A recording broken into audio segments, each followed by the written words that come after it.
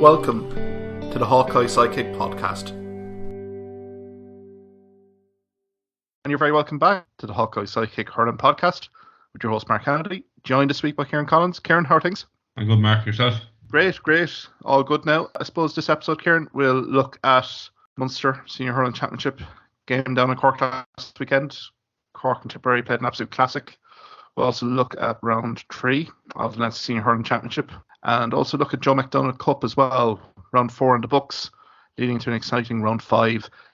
Going to be an action-packed podcast episode. We'll also look at the minors and under-20s inter-county-wise from Munster and Leinster, and also look at Waterford and Clare Munster Senior Hurling Championship game this weekend as well. I suppose, Kieran, let's start with the Munster Senior Hurling Championship down in Pairc Ui Chaoimh. But my God, what a classic, delivered by Cork and Tipperary.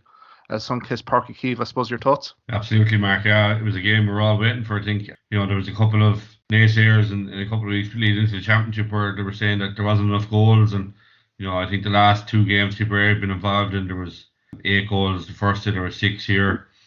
I think from the start, Cork looked explosive. The first 5 minutes, they just ran direct at Tipp, and they had probably three good goal chances, and they took the third one, which I'll get to in a minute. But they just really troubled Tipp at the start. They ran at him, had him in all sorts of bother. And I think, to be fair to Tipp, they kind of weathered the storm, and Cork led by 1-3 to 2 points. But from then, I think Tipp took full control of the game. They struck 10 of the next 11 points, showing complete dominance. And in that period as well, Jason Ford goes off, which we've talked about Ford being so important for Tipp, and he's their talisman. But I think Tipp dealt with this very well. It could have gone the other way for him, but they ploughed on what they were doing, and it didn't seem to affect him. Now, whether he would have contributed to a possible win, no one will ever know. But I hear the news is good for Ford, so he went off more as a precaution, and he'll be fit again the next day for Limerick. But I think Tipp just really took over the dominant. They were just second quarter of that first half, they were just unbelievable. I think they bossed the game. And I think Cork were playing Tipp's game from then on. To be fair to Cork, I suppose they battled back. Flynn goal came. I suppose a couple of factors in this. He kind of got through 2, I call them half tackles. And I think if Liam Cahill is looking back, O'Flynn should be putting his hole really. You don't want a guy like this running the goal. And then the second factor was the steps. There was a huge amount of steps. And should have been pulled back for a free out, but it didn't. The goal was left, or the goal stayed, and disappointing fact for O'Flynn was he went off injured after that, so it came at the cost. But Cork were in the game. It was 14 points to 2-6 after this, and I suppose they battled their way back in. And I suppose Cork they had a back level in the 45th minute. I think Tipp kind of clicked up a gear again and went 5 ahead. And I suppose then Cork's late burst came. There was 3 goals in the last 10 minutes, but Cork outscored Tipp by 2-4 to 1-2 in the last 10 minutes or so.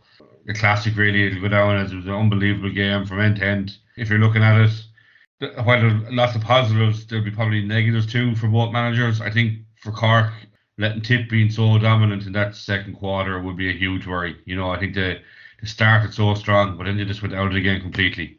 It's just Tipp scoring 10 out of 11 points. That just can't happen at this grade. And I suppose they were lucky that some of them chances didn't need to go to Tipperary. They could have been further ahead. I think had Robbie O'Flynn's goal been disallowed for steps, Cork would have been going into that half-time break a lot more down, and it's a harder start to the second half if you're clawing back a lead into a lead like that. But however, I think for Tipp, if they're looking back at it, they've leaked 7 goals in 2 games. We've talked about how many goals this Tipp team are scoring, but they're also leaking a lot of goals. And I think if you look at them all back, I think at least 5 or 6 of these goals are from teams just running direct to Tipperary down the middle. I think that's something Liam Cahill will look at coming into the last 2 games. I'm not sure, is this down to inexperience or, especially full back? They've kind of had a rotating full back between Breen and Brian O'Mara, and is this a factor? But if they don't get this right, teams are going to exploit this, and they're going to go attack it every time. Yeah, look, I think Tipp will probably feel they left the win behind. Bar the first few minutes, I think Tipp were in control of the game. Obviously, a point isn't a bad result for both teams, but I think Tipperary out of both teams would be disappointed. I'd concur with you there, Kieran. Certainly, I think Tipperary. We kind of tipped this a few weeks ago in our last podcast, so we thought Tipperary would really come pretty strong down in Pairc Ui Chaoimh, so it proved. I suppose there's so many positive aspects to that Tipperary performance. I thought midfield-wise, Alan Tynan is just growing with each and every game here, Kieran. I suppose 4 points again from the Ross Gray club man. But the run game from Alan Tynan had created endless opportunities here for Tipperary inside the forward line. I suppose that was the other positive. You alluded to Jason Ford's injury. But by God, the young Tipperary forwards on the day, like Gerard O'Connor and Mark Keogh coming in with 1-4, the bench impact as well. So I know there's a draw here, but I mean, consider 12 months prior, progression has been seen here in this Tipperary side, and I suppose Liam Cahill and Michael Bevins can work with that. Yeah, and I think if you look at the team, like from finishing last year going into this year, there's been a couple of players which will go down as a find when Tipperary look back at this year at the end of the year. I think Tynan would be one of them. I think Gerard O'Connor would feature, Brian O'Mara as well. I think they're three really good players, and you're talking players in the spine of the team. I think players that will be around for years to come. I think also with Tynan in midfield, Noel McGrath, I think another masterclass. Saw a stat there, he was on 20 possessions during the game, and if you saw the map of where the possessions were, like they literally covered between the 221s, like, he was everywhere. I think distribution of the ball and towards the forwards as well. I think it's, he's a huge player for him, and while there is a good mix of players for Tipperary this year, there is going to come a stage where they're going to see a lot of the older guys step away, and I think Noel McGrath is probably one of them at 34. Shamie Cannon, Bonner Marr, Ronan Marr as well, and they're huge players for Tipperary. Okay, the younger guys are stepping up, but I think this is the year. Okay, they're getting experience into these younger guys, but there's a lot of lads who are going to have to be replaced in the next few years. I think it won't stop at this year for Tipperary. I think the work will have to continue for a couple of years to, maybe the Tipperary 20 team or, the minor team that won the All-Ireland last year, they're going to need a couple of these guys to stand up because there's some big players going to step away from this Tipperary team in the next few years.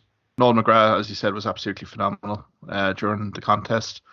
I suppose switching to Cork here, Kieran, the one word I have here is resiliency.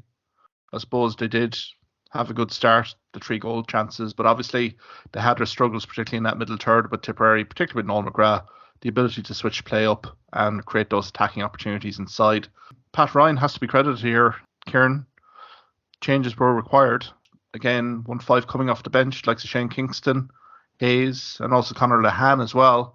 9 different scores. So I suppose from a Cork management perspective, probably pleasing that there was a bit of resiliency there, but also the end, the fight back, and also the ability to execute those goal scoring chances at the death. So again, more maybe positives for Cork as well, the negatives in this game.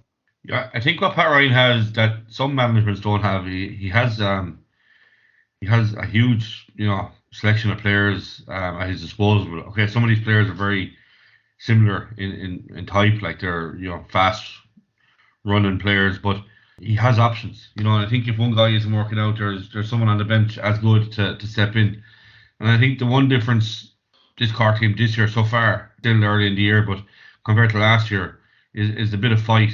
They're working a lot harder. The forwards are getting back, a lot more tackling, blocking, hooking. They're just working a lot harder as a unit.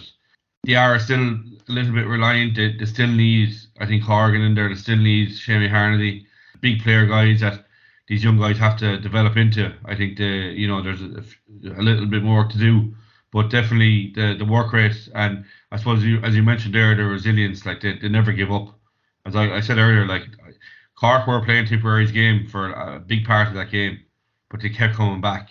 When you're going into the 67th minute and you're 5 points down, I think Cork teams in the past might have maybe give up, and threw their hat at it. But I think this team just kept fighting, and huge scores coming off the bench. Look at Robbie O'Flynn forced off, and having the likes of Shane Kingston to come on, who's probably, can be an argument made that he's a better sub as a start compared to a starter. He's a huge impact coming off the bench. But when you have these players on the bench, Cork have the players. There can never be an excuse for that, like what other teams might have. But it's the work rate that has increased this year. It's tenfold from what it was, and I'd be very impressed in Cork's fight back. I suppose the one area that would worry me is that going out of the game for that period where Tipperary scored 10 points, another day there's no way back from that. But I think they did show a fight which they haven't shown in years gone by. it's going to get tougher for Cork. Going beyond the road, obviously, to Clare next time out in Cusack Park, Munster game, and also Limerick. That could be a titanic struggle in TUS Gaelic grounds as well. So I think for Cork, the warning has been served. I suppose, can I get your thoughts, Kieran, in terms of Darragh Fitzgibbon, Charleville clubman, chipped in with a goal and 2 points during the contest, but that 11 half forward position, did that work for you? No, I don't think it did. I think when you associate Darragh Fitzgibbon with any position, it's midfield. I think you saw that the last day against Waterford. I think he came in. He's very little, no hurling done this year, and I thought he had a huge game against Waterford last week. I guess it's something that had to be tried. Sure, it won't be the last bit of experimentation from Cork this year. But I think for me, Fitzgibbon is the man in the middle, and the work he brings. I think I don't know, are they looking at, guys to win ball? Totally are reliant on Harnedy in, centre forward. But for me, I think Fitzgibbon's best position, as we've seen over the years, has been midfield. I think he's been one of their best players. He did come into it very strongly there, particularly in the second half. So, yeah, it's going to be an interesting one here for Pat Ryan, how he evolves, how he gets Darragh Fitzgibbon definitely in the game. His pace in the middle third will create an awful lot of problems for opposition. I suppose it'd be remiss of us not to mention the Darragh Fitzgibbon incident actually in the opening period with Ronan Maher. Another headshot here, Kieran. I mean, Seamus Flanagan's incident against Waterford was well and truly, ridiculed to breaking point. But I suppose, again, another headshot here, and I know we'll talk about Joe McDonagh Cup as well with young Kylie from Offaly. It's becoming a bit of a trend here, Kieran, isn't it? I mean, from an officiating standpoint, it needs to be clapped down here. Yeah, I think from the top down, I think we see it in rugby. We don't like to compare sports, but we see and it's rugby across the whole world. It's the whole rugby union taking a huge stance on protecting players, and especially with the head. Some people say they're wearing helmets for this reason, but there's more to it than that. I think they need to do more, and I think probably as a referee, more needs to be done to stamp it out. When you have challenges like that going in, look, it's a fast game, things can happen, but regardless of that, headshots, it should be penalised, because the only way they're going to stamp it out is by heavily penalising it, and until they do that, it's going to continue. But it needs to be, if you're going to highlight one incident in one game, it has to be highlighted in every game. I think you just can't pick and choose, and depending on who the team is or who the players are, it needs to be highlighted across the board. Absolutely, completely agree with you there, Kieran. Magnificent game in Pairc Ui Chaoimh. I mean, it really sets up Munster Senior Hurling Championship beautifully, doesn't it, going into the last few rounds here, Kieran? And I suppose we can go to this weekend in Munster. I mean, we have Waterford, who are really backs against the wall here. I know there's been an awful lot of criticism within Waterford on the team's performance, particularly against Cork and Pairc Ui Chaoimh, against a Clare side that are flying high, particularly in the minor under 20, that glorious victory over Limerick and TUS Gaelic grounds in round 2. I suppose, Kieran, from your perspective, another fascinating game to look forward to on Saturday night. Yeah, and I suppose because of the result last Saturday night with the draw, it opens it back up for Waterford. 2 wins. I think we saw it last year with Cork. Cork lost the first 2 games as well, and managed to come out of Munster being one of the 3. I think for Waterford, if they can get 2 wins on the board, they're not out of it mathematically. I think if you look at it, Waterford didn't perform badly in the Limerick game. I think they performed well. Now, if you look at the result, I suppose they played most of that game, or not most of that game, but most of the second half with one extra man and didn't make a count. But I think physicality-wise, obviously they had a certain tactic of stopping Limerick. I think that was their biggest downfall, was they concentrating more on stopping Limerick as opposed to going to actually win the game themselves. And I think they probably put a lot into that game. And I think we saw the hangover when it came to the Cork game. A 6-day turnaround after a huge physical encounter. I'm going to, let's say, allow it would take a toll on players. And maybe we didn't see the true or the real Waterford we'd hope to see. I think with a week's break going into this Clare game, there's a couple of ways you can look at Clare. Like Clare, who had been very close to beat Limerick last year. They drew 3 times in over the year. Finally getting the one over Limerick and beating them the last day out. How do they react from this game? I suppose the spotlight is on Clare a little bit more than it was. They're on 2 points. They have 2 games to play as well. They need a result. Because they need to secure their own passage through Munster and possibly maybe even into a Munster final. But you'd have to expect a kickback from Waterford as well. they've been, the last day they were passengers in the game. They were second best. I think if anything, Davy will have to rile them up. There has to be some sort of a kickback. It's a derby for him, a Clare man managing Waterford. You'll expect a kickback. Whether it'll be enough, I suppose, remains to be seen. I think I would still tip Clare to win it. I think they've kick on from the Limerick game. Thurles to them, it's like a second home. We've seen how well they performed there over the years. Yeah, I still think Clare will come out with the win, but I do expect a stronger Waterford than what we've seen the last day, especially against Cork. To be honest with you, that round 2 performance was not indicative of what we saw with Waterford in the opening round game against Limerick. And I think the parallels between Limerick and Waterford's performance in round 2 were pretty striking in terms of the energy levels. I would think that was such a physically attritional battle between Limerick and Waterford and Thurles in that opening round game. I suppose from Clare's perspective, the euphoria that has gone on after that Limerick win, and quite rightly so, taking one, and putting down the All-Ireland champions, local neighbours. There's been an awful lot of euphoria here. It's how this Clare team perform on Saturday is going to be very intriguing to me. This can go one or two ways, that the confidence can breed performance improvements, or it could go absolutely the other way here, Kieran, as well. And I think Brian Lohan and management, I'd say, have been probably guarding on that flip side here to really get the team honed in to produce a performance. As you said, they've only 2 points on the board here, and a loss against Waterford could be absolutely devastating for the Munster and All-Ireland aspirations. Yeah, and look, it happened last year. They took Limerick all the way in a Munster final, and not in short of an implode after that.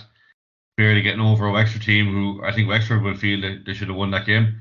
And then, we all remember the performance of Kilkenny in the semi-final. It'll be either two ways. It was the kick on. And I think if they do, you'd have to fancy them to go all the way to the Munster final, because their last game at home to Cork, Cork will be battling too. But I think home advantage, could be really important in that game. So I think depending on this results, I think if Clare do win this game, Clare could be the team that will end up in a Munster final. I do think Clare at home, they've made Ennis a bit of a fortress over the years, and it'll be hard to turn over there. But it all depends on how they react from that win. Will it, I suppose, give them more confidence that they would have had, knowing that they've beaten the best and that they weren't that far away last year either. But I expect after last year that they would have learned a lot of lessons from last year. It's hard to put a finger on what went wrong last year. I suppose they put so much into that one game. Was it physical exhaustion? It's hard to know, but I'm sure they'll have learned a lot from last year and bringing it into this year. My only hope here, Kieran, is that Waterford do deliver a performance, make this an absolute titanic struggle. And to be perfectly honest, Davy Fitz, I think his managerial career is on the line here. If it's another flat, uninspired performance from Waterford, I mean, where does Davy go from here, from a Waterford perspective? So you'd hope to see the likes of Austin Gleeson start from minute 1 here. But I think it's a huge game for Davy Fitz, even more so than Waterford, really, to really kind of set down the marker here that this team and Davy kind of mean business in this championship. The only thing I'll say about it is Davy will have an out, because you look at Waterford's records in round robins. They've won 1 game from 14, and that's gone through 3 or 4 different managements. So I think in that regard, if they don't win this weekend, and I think if they don't win this weekend, they won't win against Tipperary either in the last game. It'll be hard to see Davy carrying on into next year, but I think you'd have an out because the record is poor, and I don't know why. It's hard to put a finger on it. I do agree that his record will be on the line, but he'll have an out with that something to miss in Waterford when it comes to round robins. And I think certainly the criticism down in Waterford interesting. I think it's more to do with the panel of players. They reckon that the panel of players are well good enough to win these Munster Championship games. So I think, as you say, Davy has a bit of an out here, but I think Davy, being such a passionate hurling man that he is, will look to kind of really build a bit of momentum here for Waterford going into the Munster Senior Championship last round of games. So I think that'll be interesting. So I'm kind of hedging here, Kieran, that you fancy Clare to win this one. I fancy Clare to win, but I also think that Waterford will bring a huge performance. I think they're playing for pride a little bit more now. I expect a different Waterford team than we saw the last day out. I expect the work rate will be a lot higher, and intensity will be a lot higher. I do expect Ozzy Gleeson to start if they have any chance. Tyga Burka is a huge loss. I don't think they managed that well the last day. Callum Lyons, one of their best go-to forward players from wing back, tying him down as a centre back, I think for me was a bad decision. I do expect a bigger performance from Waterford. Whether it'll be enough or not, who knows? But I think Clare will look to kick on. I think Clare will have aspirations that they left the Munster final behind them last year, that they'll want to get back there this year and try and put right wrong. I'd agree with you there. I think vastly improved Waterford performance, but I'm looking at that Clare forward line here. There's so many threats here, Kieran. I mean, Aidan McCarthy's been an absolute revelation this year. Reedy as well. Tony Kelly, he was superb in the last round, wasn't he? Around the middle third. So I would be hedging for Clare here, but I think that'll be another titanic game on GA service. I think McCarthy he's really helped Kelly. I think Kelly last year felt he was the man. He had to do everything himself. But I think McCarthy has taken a lot of pressure off Tony Kelly. He can play his own game. We're not expecting as many scores out of him. I think some people think that Kelly isn't as influential, but I think he doesn't have to be because McCarthy's there. I think Mark Rogers as well. He's a huge plus up there as well. Guys I thought they were playing poor. Ryan Taylor I thought was having a bad year, but then the last day he was exceptional. So, and then you look at Aaron Shanahan coming on, who I would say he was a bit of an enigma of a player, but scoring 2 great points at the end as well. So it's all seemed to be coming together for Clare. Maybe 1 or 2 question marks at the back still. They did concede 5 goals to Tipperary. Okay, there was 3 mistakes in that, but I suppose if it happens once in a championship, you could never write it off happening again. So there will be question marks defensively. Work rate, going on the last game against Limerick, work rate and intensity, and just I suppose the efficiency of their forwards. They answered a lot of critics last day, and definitely a serious contender for the All-Ireland series.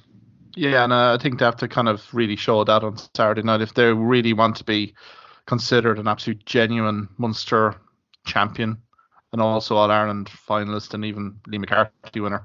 They have to really be putting Waterford to the sword here pretty convincingly. So I think it'll be a good game. Yeah, I do fancy Clare by 4 or 5 points. Peter Duggan as well has really come into form as well. I know we were kind of questioning him as well in the last few weeks, but my God, once he saw the green jersey at Limerick, he kind of got inspired as well. I suppose we can leave Munster here, Kieran, and move to the Leinster Senior Hurling Championship. So round 3 in the books last weekend. Now, to be perfectly fair, we're going to kind of glance through the Antrim Kilkenny game, Westmeath Galway. I mean, there were 2 impressive victories from Kilkenny and Galway, but I suppose those 2 victors don't really get a whole pile from those games here, Kieran. No, I don't think so, Mark. Kilkenny set the stall out early. They were really strong. 12 different scores. It was 4-16 to have 1-7 at half time. The game was over. Mossy Keown in the first half hat-trick, a really soft game. Maybe one worry for them was conceding 3 goals. I think for Antrim, look, they scored 320 and another day that would be enough to win any game, but Kilkenny just, they were definitely going to win from the start. I think for Galway, look, it's a no-show. Westmeath, with all respect, they have a few injuries. I think their talisman, Killian Doyle, is out. They're really struggling. How does a team stay going week on week from league into championship, just taking beating after beating? I think it beggars question, would they be better off in a lower division being competitive? I just don't see what they're gaining from. Where does the motivation come for this team week on week taking beatings? Niall O'Brien at 10 points, 9 from frees, David Glenn at 2 points, and apart from that, it was 5 different scores at 1 point. So they're really struggling to put scores on the board.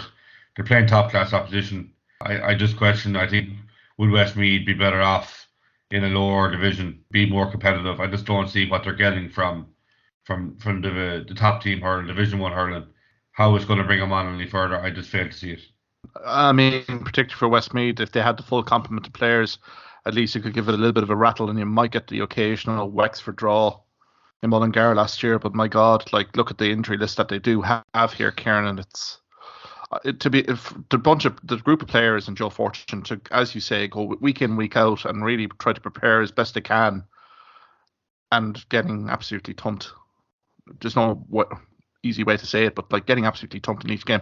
You have to admire the bravery and the resilience here. But yeah, it's been a tough season for Westmeath. I mean, look, Conor Whelan was hauled off at half time. It had already 3-1 on the scoreboard. There was 13 scores from Galway during that 70 minutes. So yeah, I mean, the 2 teams, Galway and Kilkenny, 2 more points on the board and looking at bigger challenges. I suppose our focus here, Kieran, was in Croke Park. Dublin, who switched their game from Parnell Park to Croke Park, facing Wexford. And I mean, a very topsy-turvy affair, one would say here, Kieran. And Dublin on top by 2 points. I suppose your reaction to the result here being down in Wexford? Disregarding the score from it, I think Dublin were actually the better team in play. I think they seemed to be a bit more organised than what Wexford were. They took their scores easier than what Wexford did. They were economical, is what I'd say, in front of goal. There wasn't much between them at any stage, but Wexford never led. They're always neck and neck, but Wexford never got in front. Drew level on the 74th minute, but I think the 2 late Donald Burke frees then to seal the win for Dublin. Dublin were, as I said, they were really efficient with the goal. They had 29 shots on goal, scoring 23 times, 79%, which is very good percentage. But if you compare that to Wexford, they had 48 shots on goal, huge number of shots on goal, but only scored 23 times, which is 47% accuracy. I think that's was the losing of the game there. They were creating chances, awful amount of wides.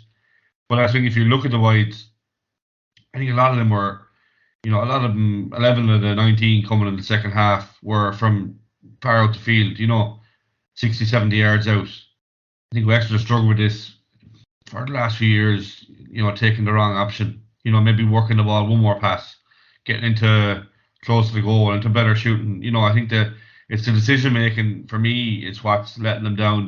They are creating chances, but it's just the wrong chances completely. I think on top of the 19 wides, they have 6 shots dropped short as well. Which you could add to that tally. So it's just wrong. It's wrong, bad decision making. I think as well. Look at Lee Chin. He was named full forward, but he was playing between the half back line and the 2 midfielders.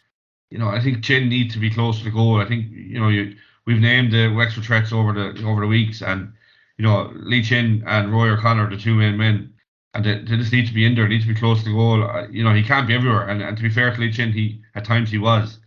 I think he fought all game and really did did himself a lot of justice. But it's just Wexford are creating the chances, but they're just the wrong chances completely. And I think Darragh Egan's taking a lot of blame, but I suppose the management can only do so much too. They were probably second fiddle to Dublin, but they had every chance. And I think one more thing to look at as well is the free taking. We've highlighted that. Lee Chin, he's not a natural free taker. They had 5 wides from frees, so scored 9 from 14. So even if they look at Dublin, they had 10 from 10, which is 100% conversion rate from frees. So even that alone, not having a natural free taker, that could have been the winning of the game for Wexford.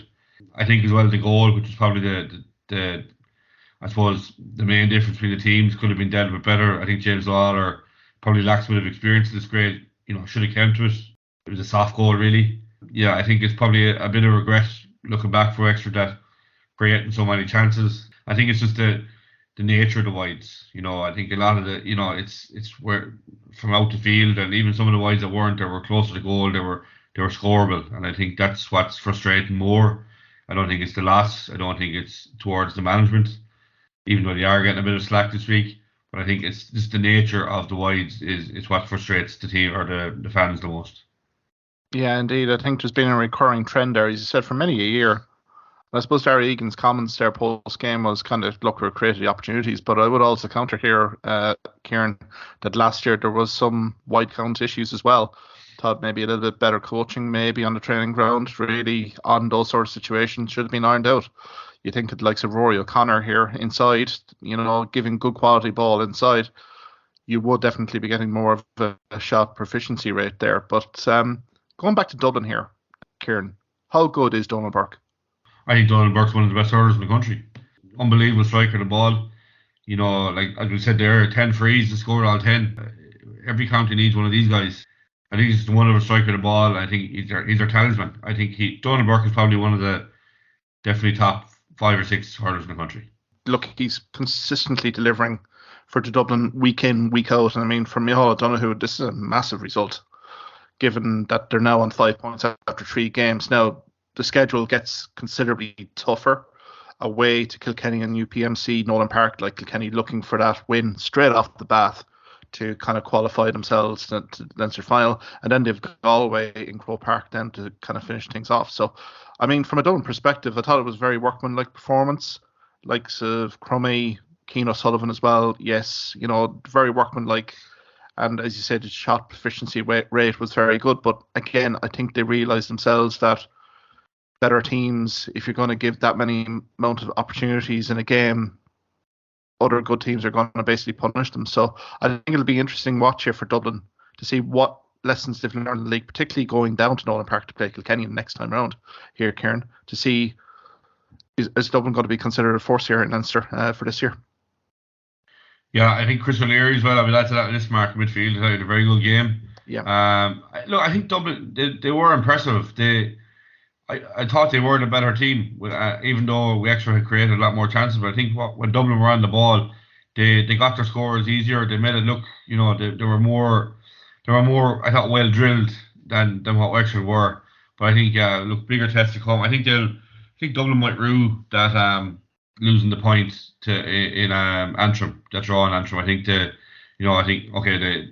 snuck a draw, but I think they might rule that because I think Wexford mathematically still aren't out, even though everyone tipped this game to be whoever wins this game will finish third.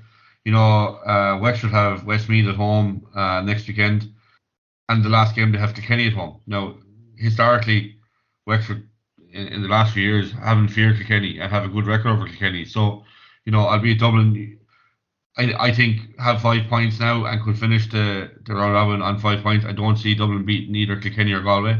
I think we've said this at the start that of the two teams, Wexford would be the one team you'd fancy to get a scalp over a big team, and it will come down, I think, to that last day where Wexford will need to beat Kilkenny to have that chance of finishing third. But will they do it or not? I don't know. I think they'll have I suppose a game over Westmeath to maybe build the confidence up a bit again and try and improve facets like their shot selection and try and I suppose work on shot selection more so and taking the right shots on, instead of just these Hail Marys from 60, 70, 80 yards, but if they go over they're great, but too much risk for what reward you're going to get. Instead of maybe one or two more passes through the lines in towards players like Chin and Roy O'Connor who'll slot him over. I think that's what Wexford need to do a bit more. I think as well Wexford need to kind of put the ball in. Conor McDonald was dropped. I think the diehard Wexford fan will give out this, he's a household name and that, but Conor McDonald has been, in my eyes, poor for the last year or two. He hasn't been the player that he was underage, and maybe in the long run it might do good being dropped. That's, he might up his game a bit. I thought he did very well when he came on the last day scoring 2 points, so I expect to see Conor McDonald maybe starting for that Kilkenny game. Maybe put Conor McDonald in there with Chin and just put ball in on top of them and see how they go, because, give it to the guys who can score basically, because what they're doing, taking shots from left or out the field, it's not working. I think the point in terms of the inside full forward line, I mean, if you had Lee Chin, Conor McDonald, two brilliant guys in the air, I think you have to utilise your strengths as Wexford. Like, they did the full effect in that All-Ireland quarter final against Clare last year as well, didn't they? Particularly in the second and third quarter. I mean, you have to use your assets here if you're Wexford. And Rory O'Connor as well, for me, Kieran as well, has been underutilised, heading out 40, 50 metres out the pitch.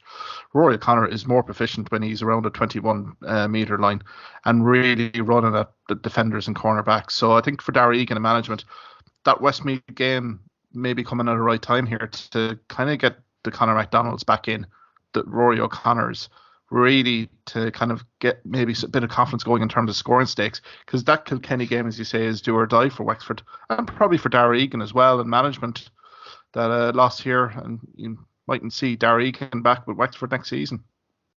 Yeah, I think it will come down to the pressure is on. This Westmeath game probably has come at a good time for them. I don't think you'll see a slip up like we did last year.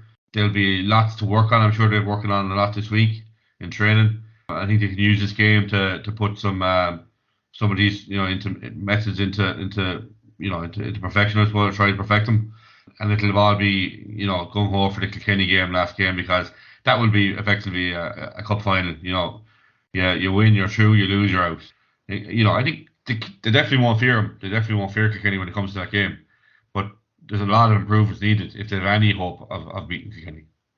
Absolutely, but I mean, I think the trend, and we'll talk about the underage competitions as well. Wexford having a good win against Kilkenny and Oldham Park there only this week. I mean, that should buoy confidence within the county as well. So again, as you say, Wexford don't fear Kilkenny at the best times, really, to be fair. So I think it's an interesting game to really look at, and we can preview those Leinster Senior Hurling Championship games next week here, Kieran. I suppose we'll swiftly move on to Joe McDonagh Cup, round 4. Get your reaction here to the key results. So Offaly are now 11 games unbeaten this season in senior. Again, a very comprehensive, impressive performance against Kerry in Tullamore, 124 to 16 points. Down in Carlow was a very high scoring affair in Ballygran. Carlow emerging 623 to 28 points win. But again, that only tells tale of tape. Tracy, the Carlow keeper, pulled off magnificent saves. Was up and down last week as well. And again, the locals were really marvelling at the Carlow goalkeeper's heroics on the day. And Laois had far too much for Kildare, who are now staring at a relegation final against Down. I suppose reactions there, Kieran, to those 3 games?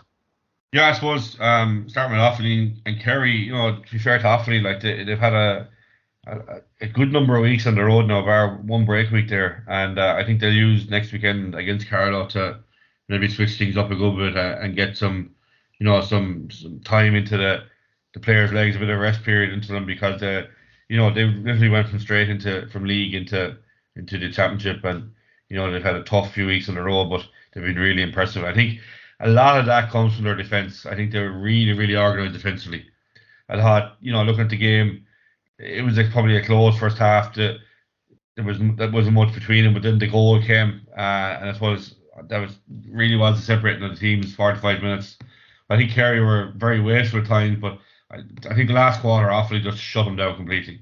They were closed down any time a Kerry went to attack. They really shut them down. I think Offaly had their kind of injury worries all along. There's some very good players. I think Dave Vanelli, sideline cut expert.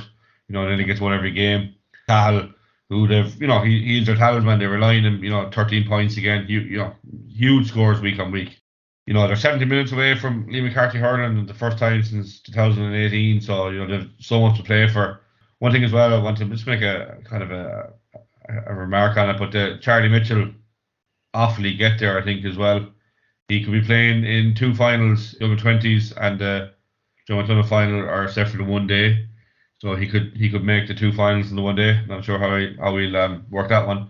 But just the under 20s rules that you can't play seniors and the 20s in 7 days. Only count the lighter then. It's not in place for tiered competitions, which makes no sense. You often wonder with the GA where they come up with these rules. Like, the rule is in place for player protection and to prevent burnout. But what difference is it if you're playing Lee McCarthy hurling than Joe McDonagh hurling or any grade? It makes no sense. I think it's a rule you just need to scrap completely. Charlie Mitchell can play under 20s and senior, anytime because he's in the Joe McDonagh. But the likes of, Billy Drennan, if he wasn't injured, or Adam English can't because they're playing Lee McCarthy. It just makes no sense. Just going to finish in that game on that note. I think regarding Carlow Down, Carlow put up a huge score again. They were 4-14 to 11 up at half time. And Carlow are kind of hitting a bit of form at the right time. As you said, Mark, Brian Tracy pulled off some huge saves, exceptional performance. As I said, they're coming into a bit of form. With Offaly, we'd expect to make changes, and they're playing Carlow this weekend. Does that open the door for Carlow to secure a place in the final as well? But time will tell.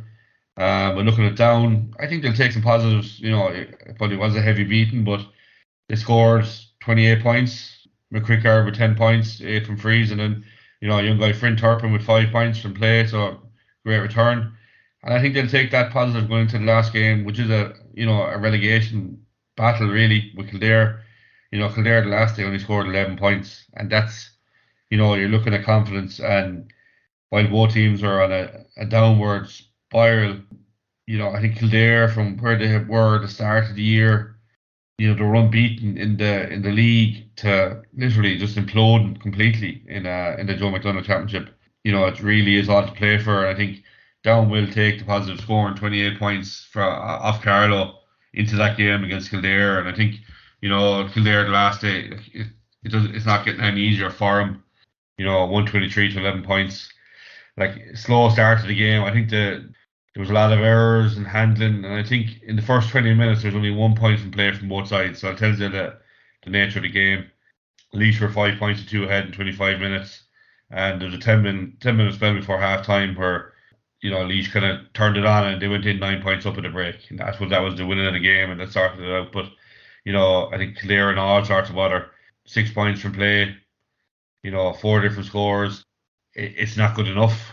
I thought you would really, really fear from going into this weekend against Down. I think, Down haven't been shooting the lights out either, but confidence must be at an all-time low. 11 points in a championship game is just not good enough.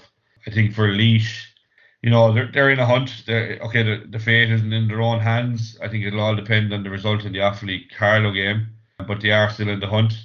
I think if you strip it down and look at it, you just said there Offaly are unbeaten in 11 games. Laois have only won 2 out of 10 games. So, if you're comparing the two teams, it hardly makes them a team who are deserving to progress to a final, really, and with the chance to go up to Lee McCarthy hurling next year. And as I said, it's not in their hands. I do expect Carlow to get over Offaly, and that will be the final two teams in the Joe McDonagh final. But I think for Laois, it's been a hard year. I think for Laois, and I think Willie Maher has his work cut out going into next year. Absolutely, Kieran. That was a great roundup of the games. I think from an Offaly perspective, you kind of throw in, we're going to talk about the under-20s here in a little while. You throw in the under-20 provincial final next week, plus the fact that they're already qualified for the Joe McDonagh Cup final. Inevitably, Johnny Kelly and management of Offaly are going to really rotate the squad around, aren't they? It's not going to make it any easier for Carlow here, because remember last year, Offaly and Tullamore against Carlow got turned over. I think there will be a little bit of a revenge mission here for whoever plays for Offaly against Carlow. So that's not a given by any stretch down in Netwatch Cullen Park. I think, the game really between Kerry and Laois, as you say, it really depends on that result in Carlow. But again, from a Kerry perspective, very disappointing last 25 minutes, wasn't it? It was just, as you say, completely and utterly stifled in the forward line. And Offaly, you hitting the 7 unanswered points really to really embellish the game as an 11-point margin. And as for Kildare, poor Kildare at this stage, I think they're just running on empty now. I think all the eggs were put into the league basket. And unfortunately now, key injuries now to key players. James Burke was out again. Again, there's been kind of a lack of leadership, I would say, in the forward line. Defensively, they've struggled. Again, it's just they haven't recovered after the 2A league final against Offaly. And again, some teams like Carlow have literally peaked at the right time. And that's at Joe McDonagh Cup stage of the season. And to be perfectly fair to Carlow, they're scoring massively at the moment. I think they'll be a threat. I seriously do. I suppose we can look at these 3 games. Carlow, Offaly, Kerry, Laois, Kildare, Down. I suppose, can we get your tips there, Kieran? Yeah, I suppose starting with Carlow and Offaly, as we said, we expect Offaly to run the changes and, give the players like, maybe Cahill and Charlie Mitchell and Dygan and Brian Dygan, all these guys a rest for a week, because they've had a lot of games in a 12, 13 week period. You probably have to, Carlow, they have been on the up. I think they've improved game on game. Even in the game against Laois, like, they were impressive clawing back into the game. But I'm going to have to say Carlow in that game, because I think Offaly will. I saw something during the week where Offaly can choose who they play. That if they didn't want to play Carlow, they could go to try and beat them this weekend, and probably face Kerry or Laois. But I think they'll fancy the break more than going on to play games like that. So I think Carlow win that game. Kerry and Laois, I suppose technically they're still in it. They have a lot to play for. I think Kerry will be very, very disappointed this year. They've been so close in the last 3 seasons. For me, they were favourites for this year at the start of the year to win Joe McDonagh. We've probably highlighted over the last few weeks that the Conways, how good they are, Patrick Boyle, it's the same guys every week, and I think it's the same 2 or 3 guys they've been relying on. And I think they'll be very disappointed for Stephen Lumphy. I think he made no plans about it. Like, this was the year they were going for. Like, they've been the bridesmaids so many times. But looking at this game, Laois, they've had their 2 wins. I think just home advantage, I'm going to give it to Kerry. I think that, I suppose, they are technically still in it, so the drive will be there to try and get to that Joe McDonagh final and put any wrongs for the last few years to bed and try and win it. But I think I'm going to give Kerry the nod there. And I think Kildare and Down, I think it's the hardest game to call, really. I know it's a bit of a dead rubber, but it's not really, because it's a relegation playoff. And, Kildare, they are at home, which will give them kind of a bit of an advantage. But I suppose if you're looking at, it's been a downward spiral, really, from the league final. It's just got worse week on week. And I think the return of 11 points last week, it's just not good enough. It's just not. And I think for Down, they probably had a mixed league, and they've had a mixed, while taking positives from some of the Joe McDonagh games, it hasn't been a great season either. So, but I think if you're looking at last weekend, scoring 28 points will give him a kick and will give him a big boost. I'm just going to give it to Down, just based on that looking at Kildare's scoreline last week wouldn't instill any much confidence in you. I'm sure they'll round up the troops and they'll have one good go at it. They didn't become a bad team overnight, albeit I know it was all league form we're basing this on. To go from the highs of being so close to Division 1 hurling to now the chance of being relegated from Joe McDonagh, it's a big drop down in a couple of weeks. But I'm just going to give it to Down, just because of last weekend's performance. Yeah, sure. Thanks, Kieran. Yeah, I suppose from my perspective, look, the prize is there for Carlow. If they get a result against Offaly, they're through to face Offaly in a Joe McDonagh Cup final in Croke Park. So I think from that perspective, it's a huge motivation for Carlow. There will be a big crowd in Carlow to support that team. I think just Offaly with personnel changes here, they will give it a right rattle here. And for Carlow, I hope for their sake, this doesn't go into the last 10 minutes, because we saw last year here, Kieran, didn't we? Plenty of drama in Joe McDonagh Cup, particularly in the last round, particularly in the last 5-6 minutes of the last round of games. So I think for Carlow, really need to be business-like, professional, get this job done as soon as possible against an Offaly side that are probably going to really kind of try a few new players out. Kerry Laois, I'm going to go Laois here. I think Laois are building up a nice bit of momentum in recent weeks. Kerry did not impress me in Tullamore. Again, were very wasteful in front of goal. And I think Laois a little bit are a step above. And I think from an Offaly perspective, who do they want to play, who not to play in the final in Croke Park? I think it would be Laois. Because, go back to that first round game in Tullamore, Laois controlled an awful lot of the exchanges, only to be, really thwarted by those Offaly goals at opportune times. So I think from an Offaly perspective, I don't want to be saying ideal, I don't want to be disrespecting here, but I think maybe Carlow is probably the team that probably would like to face most here. And then for Kildare Down, I think two teams in massive low ebb. In terms of Down, look at their league form. They got a controversial draw against Derry. That's been their only kind of positive result. Kildare, unless the key players come back, and I think there's speculation that one or two of them will come back, this is a 50-50 toss-up, really, to be perfectly honest. That I will still hedge for Kildare. I don't think, if they were to lose this against Down, it would be a massive, devastating blow for Kildare hurling, intercounty, given all the progress that's been going on underage, the club games. So I think I'm just hedging it for Kildare, but this is going to be an absolute nervy game right up until the final whistle, and I think that is where the drama could actually unfold in Hawkfield COE. I suppose before we leave here, Kieran, can we look at the under-20 and minor championships in Leinster and Munster? I suppose let's start with Munster first. What an incredible week for Clare hurling underage. Unbelievable, yeah. I suppose starting with the minors, we've even gone before even starting to that, I think it was 2 years ago, all the bad vibes and news coming out of Clare, over the Carlow and the centre of excellence they have, and just the whole county board, and everything was up in ruins and in tatters. But the turnaround in 2 years, it's extravagant, really. Looking at the Munster final, the first one in 12 years. I think it was never in doubt for Clare. I think Owen Begley's goal sparked a 1-4 to no score run that was the win of the game, really. I think Cork were poor, especially in the second half. They didn't score for the first 16 minutes of the second half, and they only scored 6 points in total. So I think Clare well deserved, and they'll be going into an All-Ireland series now playing the loser of Galway and Kilkenny, which will probably bring it up another grade again. I think this Galway Kilkenny game is set for Friday, I think, isn't it? It is Leinster final, yeah. I suppose if you're looking at the two, I suppose Galway will go into a hot favourites. I think from the start they've been impressive. I think young Aaron Ireland is, a player we've heard about a lot in the last few weeks, and they probably will be the team to beat going into the Friday night. But I suppose looking at the 20s then for Clare, this Leinster final for a place in the final against Cork as well.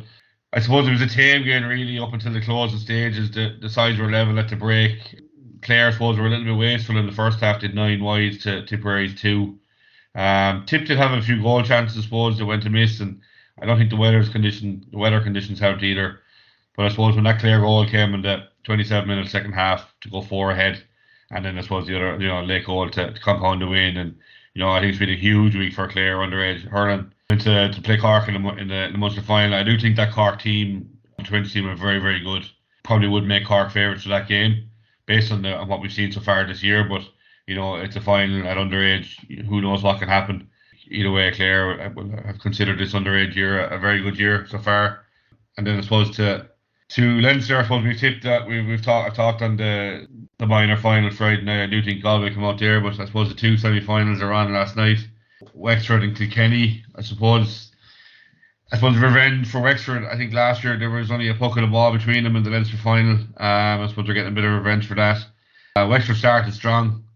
Kilkenny had their chances. I think it was just Wexford finished stronger with the 3 points, last 3 points in the game. But I think for Kilkenny, Billy Drennan was obviously a huge loss. Whether he'd be playing or not, but I think if he had been there, it could have been a different result. It's the second win for Wexford over this Kilkenny team in this campaign, so I suppose they've left it wasn't a shock. But the two Kilkenny goals halfway or through the second half, like you would think Kilkenny were in pole position, but then a great individual goal from Twamley, give Wexford the kick that was needed, and think Kilkenny had a late goal chance which should have been scored. It was put straight at the keeper, but I think either side of the keeper was a goal, that would have been a different result. But I think a huge night for Wexford, craving success at any age group. This is probably same team they got to the Leinster final last year, and I think they'll want to go on and do one more and win it. But they're going to come up against a strong, I suppose, Offaly side, probably a younger team than what the Wexford team are, and a really good battle with Dublin. Offaly played with the strong breeze in the first half, and they were 12 points to 1-4 up at half time. I suppose we're all kind of asking, would it be enough with the breeze that Dublin were going to come out? But I think Charlie Mitchell's goal in 38 minutes was the turning point in the game. And I think similar to the seniors, Offaly, the 20s, like they're really, really defensively sound. Like they're really disciplined, and I think they really forced Dublin to make a lot of bad decisions and make errors. Like anytime Dublin came at them, they just shut them down. And I think that was probably, it started from the back for Offaly, and I think they just worked their socks off really, and they were dogged in rucks, tackling, and I think they just worked. They were the hardest working team, and we've seen young guys coming on. Davin Ravenhill, who we know was in the minor last year. I think Adam Screeney, who was injured, who actually didn't play. We've heard Charlie Mitchell's name with the senior team for the last few weeks coming on and making an impression. 1-9 the other night, so huge player for them. And I think it's great for hurling to have two teams like Offaly and Wexford in the All-Ireland series, and basically one of them is going to be in the All-Ireland final.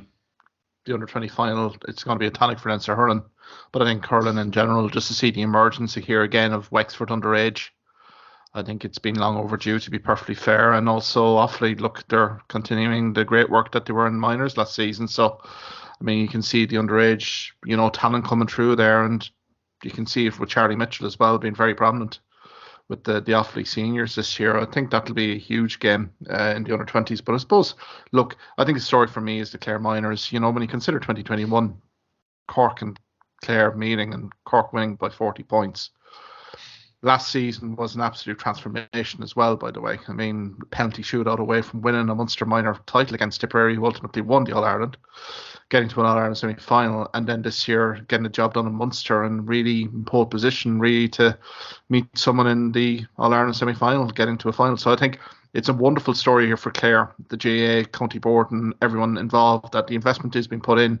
I think massive credit goes to management and the players here significantly. I suppose in terms of the Galway team and the minors, it's being based up here, Kieran. There's an awful lot of excitement in the county for this minor team. Just given the coaching setup, the background staff, there's an awful lot of star-studded players here. And that performance during Easter between Galway and Kilkenny in UPMC, Nolan Park, really set down the marker as well. Unless Kilkenny come with a far vastly improved performance, it's very hard not to, dissuade from Galway winning there. And I do agree with you there in terms of the under-20s. I think that Cork team is an exceptional side. I would even call it a juggernaut, really. I think the physicality right down the middle of the park, I think it's going to be a tough evening for Clare. But again, Clare very battle-hardened. I mean, that was a pretty physical, abrasive game against Tipperary this week as well. And I mean, they were very clinical in terms of the goals, and Tipperary weren't, and that was the tape. So I think we've an awful lot of huge provincial finals coming up next week here, Kieran, and we'll definitely cover them in more detail. Absolutely. I think if you look at the Clare as well, the 20s team, go back to the Limerick game where they were 5 points down coming into late in the game, and they clawed it back for the draw, which shows good character, and it's been a good week and a good year for Clare. Oh, absolutely. And I mean, look, the way the Clare sides, minor, under 20, senior, they're riding the crest of a wave. I would not be all surprised if Clare pulled up the result against Cork. I mean, Cork are a very highly fancy team. That team up along has been a significantly high achieving team in terms of Forrestal and various competitions right around the ranks. So I think it would be a shock, I think, if Clare were to win at under 20. But again, they've put themselves in position here, Kieran, and I think that's in a very exciting final, similar with the Wexford Offaly game as well. I think they're huge games, and best luck to all the teams, and we'll cover them next week. I suppose, Kieran, we'll leave it there. It's been a lengthy one, but plenty to cover. I suppose next week we'll look at that Waterford Clare Munster Senior Hurling Championship game. Get your thoughts on that. Also look at Joe McDonagh Cup, the highs, the lows for the teams involved. Also, Munster Leinster Senior Hurling Championship will be back on next weekend, so we'll have an in-depth review there. So I suppose until then, Kieran, have a great weekend, and we'll chat next week. Thanks, Mark. Thank you for listening to this podcast episode. If you liked what you heard in this podcast, why not subscribe to the Hawkeye Sidekick podcast on either Amazon, Spotify, YouTube, or Twitter platforms. You can also follow me at Hawkeye Sidekick on Facebook and Twitter for the latest sporting opinions, articles, and reports.